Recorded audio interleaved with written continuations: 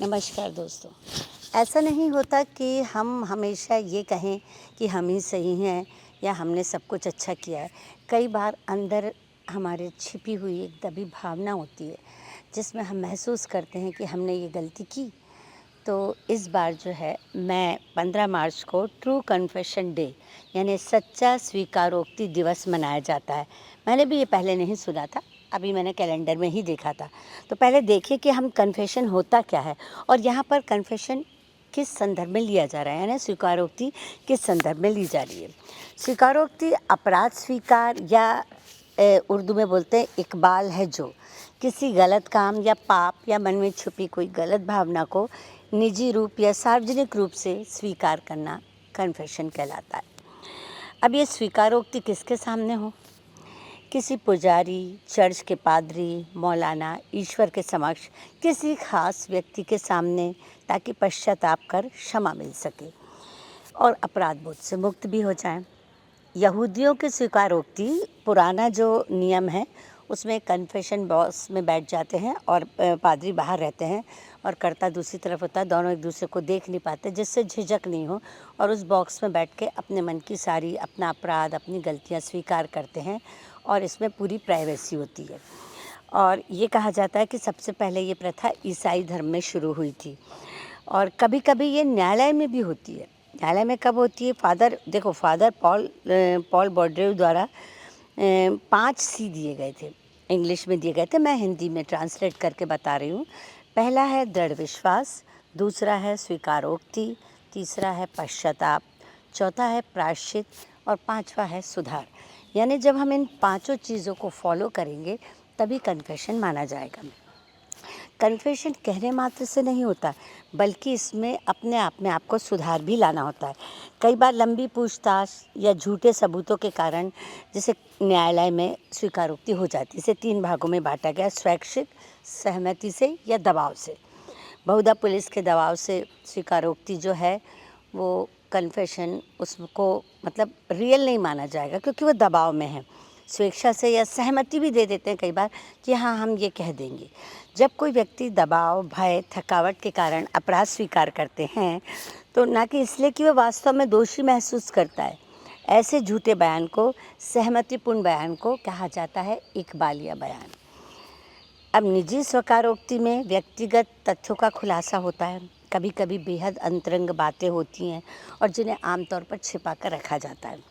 ईसाइयों की तरह हिंदू समाज में भी स्वीकारोक्ति शुद्धिकरण अनुष्ठान के प्रायश्चित के माध्यम से किया जाता है। आपने गांव में सुना होगा, जैसे बंगाली लोग कहते थे कि अरे इसने वो कर दिया, फलाना कर लिया, इसको गोबर खिला दो, मतलब प्रायश्चित के लिए। ठीक है, ईश्वर की शरण में जाकर उस दिन दिल से भगवान की प्रार्थना करने से, भक्ति करने से, मंत्रों के उच्चारण से और कुछ कर्म कांड करने से, पूजा पाठ करने से, दान पुण्य और कई बार तो तीर्थ यात्रा से भी शुद्धि मानी जाती है और इसे प्रायश्चित या स्वीकारोक्ति के संदर्भ में ही रखा गया है। अच्छा, मुस्लिम धर्म में स्वीकार करने की प्रक्रिया बहुत सरल है। ये प्रक्रिया शहादा यानी ईमानदारी की घोषणा के माध्यम से होती है, जिसमें व्यक्ति को शहादा देनी होती है, यानी गवाही देनी होती है। इस्लाम की स्वीकृति के बाद 5 स्तंभों नमाज यानी सलाह, रोज़ा यानी उपवास, ज़कात यानी दान, हज यानी तीर्थ यात्रा का पालन करने का प्रयास करते हैं। कन्फेशन डे एक ऐसा दिन है जब लोगों को अपनी भावनाएं खुलकर व्यक्त करने के लिए प्रोत्साहित किया जाता है, ये चाहे अच्छी हो या बुरी। विदेशों में कन्फेशन डे हर साल 19 फरवरी को भी मनाया जाता है, जो एंटी वैलेंटाइन वीक का हिस्सा है। मतलब उस दिन एंटी वैलेंटाइन डे होता है, उसके 19 को ये मनाया जाता है, जिसमें लोग अपने क्रश या पार्टनर से प्यार का इजहार या अपनी गलती का इजहार करते हैं, घुटनों पे बैठ के बात करते हैं। सच्चा कबूलनामा दिवस, जिसे हिंदी में सच्चा स्वीकारोक्ति दिवस कहते हैं, इसमें ईमानदारी से खुलकर बात करने से और किसी के साथ रहस्य साझा करने से अपनी गलतियों को स्वीकार करके खुद को हल्का करने के लिए समर्पित दिन माना गया है। इसे थॉमस और रूथ रॉय द्वारा आधिकारिक रूप से पंजीकृत टू कन्फेशन डे 15 मार्च को मनाया जाता है। उद्देश्य तो एक ही है, उद्देश्य वही है, मन की गलत भावनाओं को प्रायश्चित करके खुद को सुधारना एवं अपराध बोध से मुक्त होना।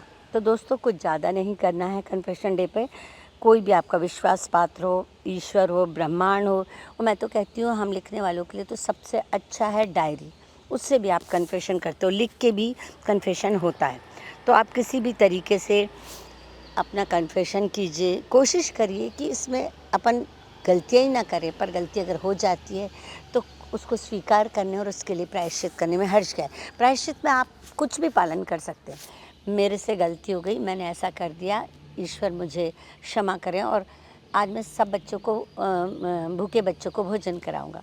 ये भी एक तरीके का कन्फेशन और प्रायश्चित हुआ ही।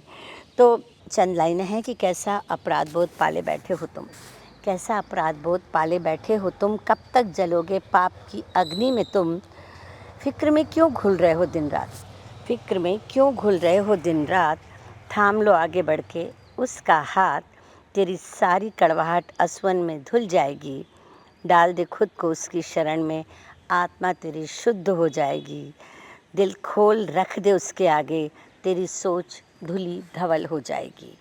तो कोशिश करिए गलतियाँ ना भी हों और हो भी जाएं तो उन्हें सुधारिए और कन्फेशन करके पूछिए किसी और से उसके दर्द के लिए क्या कह रही है ज़िंदगी।